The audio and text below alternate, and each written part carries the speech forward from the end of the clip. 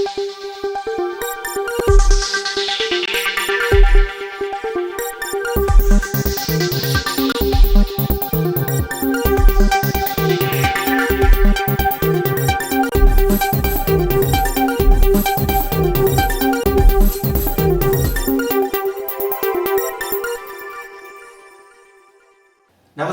AR news కి స్వాగతం. నేను రమేష్ కుమార్. ఈనాటి వార్తల వివరాలు ఇలా ఉన్నాయి. స్వచ్ఛ శ్రీకాకుళమే మన లక్ష్యమని కేంద్ర పౌర విమానయాన శాఖ మంత్రి కింజరాపు రామ్మోహన్ నాయుడు వెల్లడించారు. ప్రపంచ మరుగుదొడ్ల దినోత్సవం సందర్భంగా బలగలోని చంద్రయ్య కాలనీ అయ్యప్ప స్వామి టెంపుల్ దగ్గర మోడల్ టాయిలెట్లను శ్రీకాకుళం జిల్లా కలెక్టర్ స్వప్న దినకర్ పుణ్కర్తో కలిసి ఆయన మంగళవారం ప్రారంభించారు. అంతకుముందు మరుగుదొడ్ల ముందు ఉన్న పిచ్చి మొక్కలను చెత్తను తొలగించారు. అనంతరం మొక్కలను నాటారు. ఈ సందర్భంగా మంత్రి రామ్మోహన్ నాయుడు మాట్లాడుతూ స్వచ్ఛ శ్రీకాకుళం లక్ష్యంగా మనమంతా పనిచేద్దామన్నారు. మహాత్మా గాంధీ స్ఫూర్తితో శ్రీకాకుళంలో స్వచ్ఛత వైపు అడుగులు వేస్తూ ఎన్నో కార్యక్రమాలు చేపట్టినట్లు వివరించారు. శ్రీకాకుళంలో ఉన్న కమ్యూనిటీ మరుగుదొడ్లను ప్రజలు వినియోగించుకునేలా మరమ్మతులు చేపడతామని స్పష్టం చేశారు.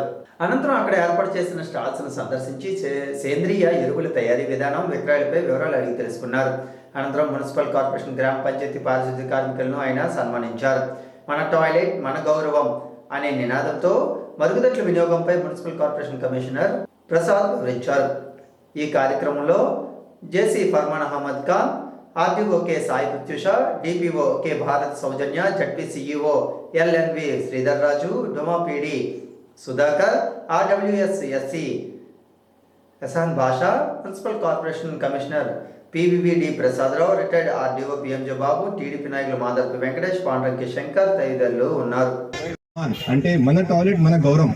సో కాబట్టి మన దగ్గర టాయిలెట్ ఉంది, అది మనం వాడుతూ గౌరవంగా ఫీల్ చేయాలి. అదే ఈ యొక్క ప్రోగ్రామ్ ఈ యొక్క ముఖ్య ఉద్దేశం. కాబట్టి మనం ప్రతి ఒక్కరు టాయిలెట్స్ వాడాలి, అదే సంకల్పం తీసుకోవాలి. ప్రతి ఒక్కరు మన గూగుల్లో కూడా ఒకవేళ మీ బయట ఉన్నారు, గూగుల్లో కూడా సర్చ్ చేసి టాయిలెట్స్ నియర్ మీ సర్చ్ చేస్తే ప్రతి ఒక్క టాయిలెట్ గూగుల్లో వచ్చేస్తుంది, మ్యాక్సిమం వచ్చేస్తుంది. రైల్వే స్టేషన్లో ఉండొచ్చు, బస్ స్టాండ్లో ఉండొచ్చు, ఏదో ఒకటి పెట్రోల్ పంప్లో కూడా టాయిలెట్స్ ఉంటే దీనిలో వచ్చేస్తుంది. సో కాబట్టి ఖచ్చితంగా టాయిలెట్స్ మీరు అందరూ వాడండి. ఎక్కడైనా ప్రాబ్లం ఉంటే మనం ఒక ఫీడ్బ్యాక్ మెషిన్ కూడా ప్రతి ఒక్క టాయిలెట్స్లో మనం ఇన్స్ట్రక్షన్స్ ఇస్తాము. ఆ ఫీడ్బ్యాక్ మెషిన్ ద్వారా మన సెంట్రల్ కంట్రోల్ రూమ్ కూడా వచ్చేస్తుంది. సో అది ఇంకా సిస్టమ్ మనం ఇంకా ఏర్పాటు చేయాలి. బట్ కానీ ఒక నెక్స్ట్ ఫ్యూ మంత్స్లో అది కూడా మనం ఏర్పాటు చేస్తాం. ఈ కార్యక్రమంలో సార్ మీ ద్వారా నేను రిక్వెస్ట్ చేస్తున్నానంటే ప్రతి ఒక్కరు దయచేసి టాయిలెట్స్ వాడితే అండ్ ఫంక్షనల్ టాయిలెట్స్ మెయింటైన్ చేస్తే చాలా బాగుంటుంది, మన ఆరోగ్యం చాలా బాగుంటుంది. మిగిలిన 12ను కూడా ఏవైతే చిన్న చిన్న లోపాలు ఉన్నాయో అవన్నీ కూడా సరిచేసి తిరిగి ప్రజలకు అప్పచెప్పాలనే ప్రయత్నం ఈరోజు వరల్డ్ టాయిలెట్ డే సందర్భంగా చేస్తున్నాం. మరి ముఖ్యంగా గత 10 సంవత్సరాల్లో మన దేశ ప్రధానమంత్రి నరేంద్ర మోదీ గారు ఒక మిషన్ మోడ్లో ప్రతి వివక్షతకు గురవుతున్నారు. బయటికి విచ్చేసిన తర్వాత వాళ్ళ ఆత్మగౌరవానికి సంబంధించి ఎంత ఇబ్బంది పడుతున్నారో మనం తరచూ చూసేవాళ్ళం. ఆ పరిస్థితి లేకనే ఒక మిషన్ మోడ్లో మరి ప్రధానమంత్రి గారి తాలూకా మార్గదర్శనంలో, అలాగే మన రాష్ట్ర ముఖ్యమంత్రి వర్యులు చంద్రబాబు నాయుడు గారు, డిప్యూటీ చీఫ్ మినిస్టర్ మన పవన్ కళ్యాణ్ గారు, వీళ్ళందరి తాలూకా సహకారంతో మన ఆంధ్రప్రదేశ్ రాష్ట్రం ఓడిఎఫ్ ఫ్రీగా మనం ఈరోజు చేసుకున్నాం. అయితే టాయిలెట్ కట్టడం ఒక ఎత్తు అయితే అది వాడకంలో కూడా ఉంచడం మరొక ఎత్తు అనేది కూడా తెలియజేస్తున్నాను. దానికి కూడా కొన్ని ఛాలెంజెస్ ఉన్నాయి. నిత్యం రన్నింగ్ వాటర్ ఉండాలి. అలాగే మనం కూడా ఆలోచనలో ఖచ్చితంగా అది వాడాలనేటటువంటి ప్రయత్నం చేయకపోతే చాలా దగ్గరలో మేము చూస్తున్నటువంటిది టాయిలెట్ గానే ఉండిపోతున్నాయి. అది ప్రతి ఒక్కరు కూడా కట్టుకున్నటువంటి టాయిలెట్స్ అన్ని కూడా వాడాలి. అలాగే పబ్లిక్ స్పేసెస్ లో కూడా ఎక్కడైనా మనం ఉన్నప్పుడు ఖచ్చితంగా ఒక టాయిలెట్ వాడేటటువంటి హ్యాబిట్ ని కూడా మనం అందరం డెవలప్ చేసుకోవాలి. లేకపోతే సర్వసాధారణంగా మనం ఎక్కడైనా ఒక కార్నర్ దొరికిందనో లేకపోతే చెట్లున్నాయి పుట్లున్నాయి అని చెప్పేసి అటు ఇటు వెళ్ళడం చేస్తుంటాం. కానీ ఆ పద్ధతులకి ఇంకా అంతం పలికి మన శ్రీకాకుళం కార్పొరేషన్ మనం అందంగా తయారు చేసుకోవాలి, మన పరిసరాలకు అందంగా ఉండాలి అని అంటే ఖచ్చితంగా మాత్రం టాయిలెట్స్ మనం వాడకంలో తీసుకొని రావాలి. ప్రభుత్వం తరఫున కూడా అదే ప్రయత్నంలో ఎక్కడెక్కడైతే కమ్యూనిటీ అప్పచెప్తామని ఈ వేదిక ద్వారా తెలియజేస్తున్నాం. అలాగే కార్పొరేషన్ లో నిన్న కూడా విమెన్స్ డిగ్రీ కాలేజ్కి వెళ్ళాం. అలాగే లైబ్రరీ బిల్డింగ్ ఇక్కడ చూసాం, డే అండ్ నైట్ జంక్షన్ దగ్గర చూసాం. అక్కడ కూడా విమెన్ టాయిలెట్స్ లేకపోవడం వల్ల చాలా ఇబ్బందులు పడుతున్నారు. మరి ముఖ్యంగా విమెన్స్ కాలేజ్లో కానీ లైబ్రరీలో కానీ చాలా మంది యువతి అక్కడికి వచ్చిన తర్వాత వాళ్ళు ప్రత్యేకంగా రిప్రజెంటేషన్ కూడా చేశారు. సో ఈ వరల్డ్ టాయిలెట్ డే సందర్భంగా అనౌన్స్ చేస్తున్నా ఈ 3 ప్రాంతాల్లో డే అండ్ నైట్ జంక్షన్ దగ్గర, వరల్డ్ విమెన్స్ డిగ్రీ కాలేజ్ దగ్గర, అలాగే మనకున్న డిస్ట్రిక్ట్ లైబ్రరీ దగ్గర ప్రత్యేకంగా పింక్ టాయిలెట్స్ అని విమెన్ కోసమే కొత్తగా ఒక కొత్త రూపంలో ఆ టాయిలెట్స్ ను కూడా నిర్మించబోతున్నామని ఇక్కడ ఉన్నటువంటి వారందరికీ కూడా తెలియజేస్తున్నాను. అది ఆ బాత్రూమ్స్ అన్ని కూడా కట్టడం జరుగుతుంది. ఆరోగ్యం గురించి ప్రత్యేకంగా చెప్పనక్కర్లేదు. ఒక్కసారి మంచాన పడి మనం ఏ హాస్పిటల్ కైనా వెళ్తే లక్షలు మనం స్పెండ్ చేయాల్సి వస్తుంది. మన తాలూకా డబ్బు మన పిల్లల చదువులకనో, మన భవిష్యత్తుకనో, ఇతరత్ర కార్యక్రమాలకనో, వ్యవసాయంకనో పెట్టుకున్నటువంటి డబ్బు, మన ఆరోగ్యం ఎక్కడైనా సరే చెడిపోతే దానికే డబ్బు అంతా కూడా మనం ఖర్చు పెట్టాల్సినటువంటి పరిస్థితి వచ్చింది. కానీ ఆ ఆరోగ్యం, ఆ డిసీజెస్ ఏ రకంగా వస్తున్నాయనంటే ఒక ప్రధాన కారణం స్వచ్ఛంగా మనం పరిసరాల్ని మనం ఉంచుకోలేకపోతున్నాం, లేకపోతే టాయిలెట్స్ ని సరిగ్గా మనం వాడలేకపోతున్నాం. కాబట్టి ఆరోగ్యం కూడా బాగుండాలనంటే టాయిలెట్స్ ఖచ్చితంగా వాడుకోవాలి. ప్రతిరోజు కూడా టాయిలెట్స్ క్లీన్ చేయించాలి. ప్రభుత్వం తరఫున కమ్యూనిటీ టాయిలెట్స్ ఏవైతే ఉన్నాయో అది ఖచ్చితంగా కమిషనర్ గారు కూడా ఇప్పుడే చెప్తున్నాను, ప్రతిరోజు కూడా క్లీన్లీనెస్ తో ఉండాలి. సమాజంలో పాత్రికేయులకు ప్రత్యేక గుర్తింపు ఉంటుందని, పాత్రికేయుల ప్రతిష్టను పెంచే విధంగా జాబ్ చేస్తున్న సేవలు నిరుపమానమని మీడియా జేఏసీ నేతలు కొంకైన వేణుగోపాల్, శాసనసభ్యులు జోగినాయుడు అన్నారు. జాబ్ జిల్లా అధ్యక్షులు జి షణ్ముఖరావు నేతృత్వంలో జర్నలిస్ట్ అసోసియేషన్ ఆఫ్ ఆంధ్రప్రదేశ్ 32వ వ్యవస్థాపక దినోత్సవం సందర్భంగా శ్రీకాకుళం నగరంలోని స్థానిక ఖ్యాతి ఫౌండేషన్లో వృద్ధులకు దుప్పట్లు, స్వెటర్లు మంగళవారం పంపిణీ చేశారు. ఈ సందర్భంగా వారు మాట్లాడుతూ జర్నలిస్టుల సమాజ నిర్దేశకులని కొనియాడారు. ప్రజలకు ప్రభుత్వానికి మధ్య వారధిలా పనిచేస్తూ సమాజం పట్ల ఎంతో బాధ్యతతో వ్యవహరిస్తున్నారని పేర్కొన్నారు. జాబ్ ఎప్పుడు జర్నలిస్టుల సంక్షేమానికి కట్టుబడి ఉందన్నారు. కరోనా మహమ్మారి విజృంభిస్తున్న వేళ ఎందరో జర్నలిస్టులు తమ ప్రాణాలు తెగించి వార్తలను సేకరించి ప్రజలకు అందజేశారని వివరించారు. ప్రజలను చైతన్యం చేయడంలో జర్నలిస్టులు ఎప్పుడూ ముందుంటారని పేర్కొన్నారు. ఖ్యాతి ఫౌండేషన్ వ్యవస్థాపకురాలు శ్రావణి ఉద్యోగం చేస్తూ వృద్ధులకు చేతనైన సాయం అందిస్తున్నారని, అలాంటి వారికి చేయూతనివ్వాలనే ఆలోచనతోనే ఖ్యాతి ఫౌండేషన్లో వృద్ధులకు దుప్పట్లు, స్వెటర్లు పంపిణీ చేసినట్లు వివరించారు. ఈ కార్యక్రమంలో walkers international governor Konkena Muralidhar, జాబ్ నేతలు బాలకృష్ణ పట్నాయక్, గంజి యజ్రా, ఎంఏవి సత్యనారాయణ, నారా ఉపాధ్యక్షులు డోలా శంకర్, సంఘ సేవకులు ప్రభాస్ సూర్య, జర్నలిస్ట్ జేఏసీ ప్రతినిధులు పిన్నింటి అప్పన్న, సేపన్న రమేష్ కుమార్, రౌతు సూర్యనారాయణ, శర్మ, కృష్ణకాంత్, కొర్లన కొండబాబు, రాధా, అల్లు ఉమామహేశ్వరరావు, ఆకుల కృష్ణ, కొంకేన శివశంకర్, శ్యామ్, పృథ్వీ, వచ్చన లక్ష్మణరావు, ఆర్ వెంకట్, దుక్క రాజు, భాగ్యరెడ్డి, రాజేష్ తదితరులు పాల్గొన్నారు. అసోసియేషన్ ఆఫ్ ఆంధ్రప్రదేశ్ జాబ్ 32వ ఆవిర్భావ దినోత్సవం సందర్భంగా ఈరోజు ఆ సంఘం జిల్లా శాఖ ఆధ్వర్యంలో ఈరోజు ఖ్యాతి ఫౌండేషన్ ఆధ్వర్యంలో నిర్వహిస్తున్నటువంటి వృద్ధాశ్రమంలో ఇక్కడ ఉన్నటువంటి వృద్ధులకు 2 పూట్ల భోజనం ఏర్పాటు చేయడంతో పాటు అలాగే ఇక్కడ ఉన్నటువంటి వృద్ధులకి చలికాలం కాబట్టి ఆ చలిని తట్టుకోవడానికి కొంచెం బెటర్గా ఉండేటటువంటి స్వెటర్స్ కావాలనేసి వాళ్ళు అనుకుంటున్నారు. అది మనం గమనించి గుర్తించి స్వెటర్లు ఇవ్వడం జరిగింది. ఈ కార్యక్రమం నిర్వహించినటువంటి జాబ్ అసోసియేషన్ జిల్లా అధ్యక్షులు షణ్ముఖరావు గారు, ప్రధాన కార్యదర్శి బాలకృష్ణ పట్నాయక్ గారు, ఆవిర్భావ దినోత్సవం పురస్కరించుకొని మా రాష్ట్ర కమిటీ సూచన మేరకు ఇక్కడ మేమంతా కలిసి పనిచేస్తుంటాం. జేఏసీ నాయకుల ఆలోచనల మేరకు ఖ్యాతి ఫౌండేషన్కి ఏదో ఒకటి చేద్దామన్న ఆలోచన మా సోదరుడు వేణుగోపాలరావు, జోగినాయుడు గారు సూచించారు. దాని ప్రకారం ఎక్కడికో వెళ్ళి ఏదో చేయడం కన్నా ఇక్కడ చూస్తే, ఈ వృద్ధులను చూస్తే చాలా బాధ అనిపిస్తుంది. ఈ సంస్థ కూడా ఎక్కడి నుంచి కూడా ఆర్థిక సహాయాలు లేవు, అందడం లేదు. పాప స్రవంతి గారు ఆమె కష్టార్జితంతో నడుపుతున్న సంస్థను తెలుసుకొని మాకు చేతనైంది, మా యూనియన్ ఆవిర్భావ దినోత్సవం సందర్భంగా మాకు చేతనైంది వృద్ధులకు 2 పూట్ల భోజనము, స్వెటర్సు తెచ్చాము.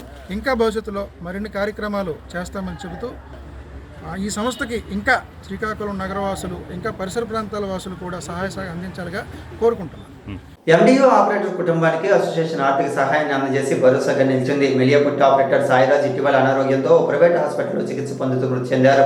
దీంతో అతని కుటుంబం ఆర్థిక ఇబ్బందులు ఎదుర్కొనే పరిస్థితి నెలకొంది. ఈ విషయం తెలుసుకుని ఎండిఓ ఆపరేటర్ల సంఘం రాష్ట్ర గౌరవ అధ్యక్షులు రౌతు సూర్యనారాయణ సాయిరాజ్ మృతి పట్ల సంతాపాన్ని వ్యక్తం చేశారు. సాయిరాజ్కు భార్య, 2 పిల్లలు ఉన్నారు. ఈ మేరకు మంగళవారం రౌతు సూర్యనారాయణ ఆధ్వర్యంలో సాయిరాజ్ కుటుంబ సభ్యులకు జిల్లా కలెక్టర్ స్వప్న దినకర్ పుండికర్, జిల్లా జాయింట్ కలెక్టర్ ఫర్మాన్ అహ్మద్ ఖాన్ చేతుల మీదుగా 70,000 రూపాయలను అందజేశారు. ఈ సందర్భంగా కలెక్టర్ జేసీ మాట్లాడుతూ కష్టాల్లో ఉన్న తోటి ఆపరేటర్ కుటుంబాన్ని ఆర్థిక సాయం చేసి ఆదుకోవడం గొప్ప విషయం అన్నారు. వారికి తమ నుండి ఏ సహకారం కావాలన్నా తమ వంతు సహకారం అందిస్తామని భరోసా ఇచ్చారు. సంఘం రాష్ట్ర గౌరవ అధ్యక్షుడు రౌత్ సూర్యనారాయణ మాట్లాడుతూ కరోనా సమయంలో తమ ప్రాణాలను పణంగా పెట్టి ప్రజలకు సేవలు అందించామని, రాష్ట్ర వ్యాప్తంగా ఇప్పటి వరకు సుమారు 76 మంది ఎండీఓ ఆపరేటర్లు మృత్యువాత పడ్డారన్నారు. వారికి ప్రభుత్వం నుండి ఆర్థికంగా సహాయపడాలని, అలాగే ప్రజా పంపిణీ వ్యవస్థలో ఎదురవుతున్న సమస్యల పరిష్కారానికి ప్రభుత్వం చొరవ చూపాలన్నారు. ముఖ్యంగా ఆపరేటర్లకు ఇన్సూరెన్స్ కల్పించాలని కోరారు. నేడు 30 మండలాలకు సంబంధించి ఆపరేటర్లకు తాను ఇచ్చిన పిలుపు మేరకు మృతి చెందిన సాయిరాజ్ కుటుంబానికి 70,000 రూపాయలను అందించడం జరిగిందన్నారు. వారందరికీ కూడా పేరు పేరున మనస్ఫూర్తిగా ధన్యవాదాలు తెలియజేశారు. ఈ కార్యక్రమంలో జిల్లా ఎండీఓ ఆపరేటర్ అసోసియేషన్ ఉపాధ్యక్షులు యామ్ సుందర్, జిల్లా ట్రెజరర్ వరాల నరసింహులు, సాయిరాజ్ కుటుంబ సభ్యులు తదితరులు పాల్గొన్నారు. మా తోటి ఎండీ ఆపరేటర్ అయిన సాయిరాజు మెలేపుట్టి మండలంలో అక్కడ మండలంలో ఉండే ఎండీ ఆపరేటర్లు అందరూ కూడా మండల ప్రెసిడెంట్గా చేస్తూ ప్రతి ఒక్క యూనియన్కి సంబంధించి ఏ ఒక్క విషయంలోనే నేనున్నానన్ను అనుకుని ముందుంటూ మాకు ఎంతో చేదోడు వాదోడుగా ఉన్నారు. అటువంటి వ్యక్తి మా మధ్యలో లేనందుకు మేము ఎంతో చింతిస్తున్నాం. అటువంటి వ్యక్తికి మా యూనియన్ తరఫున ఏదో చేతనైనంత ఆర్థిక సహాయకారంగా వాళ్ళకి ఫ్యామిలీకి మేము సహాయం చేయగలిగాం. కాకపోతే ఇది కాదు, ఇప్పటికీ రాష్ట్ర వ్యాప్తంగా 77 మంది ఎండీ ఆపరేటర్లు చనిపోయారు. ఎప్పుడు కూడాను యూనియన్ తరఫున మేము ఎంతో మనిషికి తోచినా తీసుకొని వాళ్ళకి ఆర్థిక సహాయం అందేవడమే తప్పించి ప్రభుత్వం నుంచి ఎటువంటి భరోసా కూడా వాళ్ళకి రావటం లేదు. ఒక రాష్ట్ర గౌరవ అధ్యక్షులుగా రాష్ట్ర యూనియన్ తరఫున ఎండీ ఆపరేటర్ల తరఫున ప్రతి ఒక్క అధికారి దగ్గరికి, అలాగే మన కమిషనర్ గారి దగ్గర కూడా ఆయన దృష్టికి తీసుకువెళ్ళి సాయిరాజ్కి వాళ్ళ ఫ్యామిలీకి ప్రభుత్వం నుంచి కూడా ఆర్థిక సహకారం ఎంతో కొంత అంది వాళ్ళ ఫ్యామిలీ నిలబడే విధంగా చేయడానికి మేము కృషి చేస్తాం. అలాగే వాళ్ళకి 2 చిన్న పిల్లలు కూడా ఉన్నారు. ప్రభుత్వం ఇప్పటికైనా కనికరించి వాళ్ళ ఫ్యామిలీని ఆదుకోవాలని, అలాగే ఆయనకి సంబంధించిన వెహికల్ ఏదైతే ఉందో వెహికల్ వాళ్ళ ఫ్యామిలీకి చెప్తూ ఎటువంటి ఆటంకాలు లేకుండా విధి నిర్వహణలో వాళ్ళకి చేదోడు వాదోడుగా ఉండాలని ప్రభుత్వంకి ఎండీఓ ఆపరేటర్ అసోసియేషన్ తరఫున, రాష్ట్ర యూనియన్ తరఫున, అలాగే ఈ విధంగా వీళ్ళకి ఆర్థిక సహకారం అందివ్వాలని చెప్పి ఒక రాష్ట్ర గౌరవ అధ్యక్షుడిగా, ఒక జిల్లా అధ్యక్షుడిగా నేను ఇచ్చిన పిలుపు మేరకు జిల్లాలో ఉండే ప్రతి ఒక్క ఎండీ ఆపరేటర్ కూడా స్పందించి మానవతా దృక్పథంతో మా తోటి ఎండీ ఆపరేటర్కి మా వంతు ఎంతో కొంత ఆర్థిక సహకారం అందివ్వాలని, అంటే 70,000 రూపాయలు ఒక ఆర్థిక సహకారం అనేది అందివ్వడం అనేది అంటే ఈ రోజుల్లో ఒక పిలుపు మేరకు 2 రోజుల్లో స్పందించి పంపించిన ప్రతి ఒక్క ఎండీ ఆపరేటర్లు కూడాను రాష్ట్ర యూనియన్ తరఫున, జిల్లా యూనియన్ తరఫున మనస్ఫూర్తిగా వాళ్ళకి ధన్యవాదాలు తెలియజేస్తున్నాను. భారతదేశ తొలి స్వాతంత్ర పోరాటంలో అత్యంత ధైర్య సాహసాలు ప్రదర్శించి బ్రిటిష్ వారిని గడగడలాడించిన ధీరోదాత్రాలు పోరాట స్ఫూర్తి కిరణం ఝాన్సీ లక్ష్మీబాయి అని వక్తలు పేర్కొన్నారు. శ్రీకాకుళం నగరంలోని గాంధీ మందిరం స్వాతంత్ర సమరయోధుల సంఘ సంస్కర్తల స్మృతివనంలో లక్ష్మీబాయి 196వ జయంతి వేడుకలు మంగళవారం ఘనంగా జరిగాయి. విగ్రహదాతలు సువారి గాంధీతో పాటు ప్రముఖులు మేడూరి ప్రసాదరావు, నిష్ణ నరసింహమూర్తి, పైడి హరనాథరావు, నటుకుల మోహన్ తదితరులు ఝాన్సీ లక్ష్మీబాయి విగ్రహానికి పూలమాలలు వేశారు.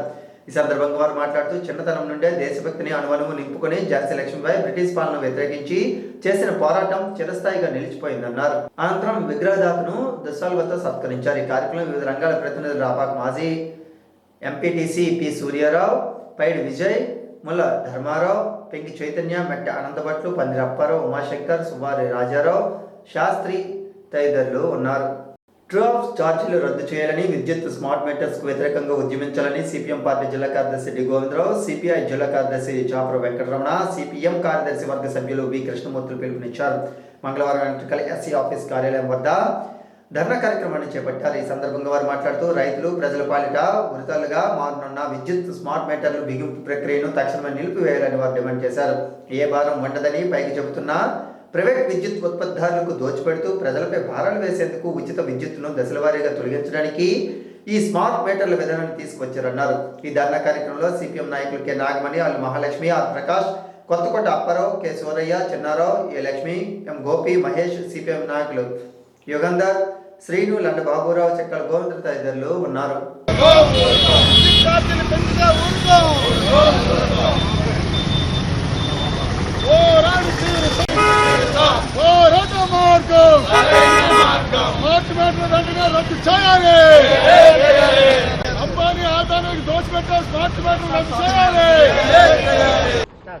స్మార్ట్ మీటర్లు రద్దు చేయాలని, అదేవిధంగా ట్రూ ఆఫ్ ఛార్జీలు వెంటనే రద్దు చేయాలని కోరుతూ ఈరోజు జిల్లా వ్యాప్తంగా అన్ని మండలాల్లోనూ కూడా వామపక్షాల ఆధ్వర్యంలోన ఇవాళ ధర్నా కార్యక్రమం జరుగుతుంది. చంద్రబాబు నాయుడు గారు ప్రతిపక్షంలో ఉండేటప్పుడు బాధుడే బాధుడు అని చెప్పి ప్రసారం చేసినాడు. అంతేకాదు ప్రతిపక్షంలో ఉండేటప్పుడు మీరెవరో ట్రూ అప్ ఛార్జీలు కట్టొద్దు, స్మార్ట్ మీటర్లు పెడితే పగలగొట్టండి అని చెప్పినారు.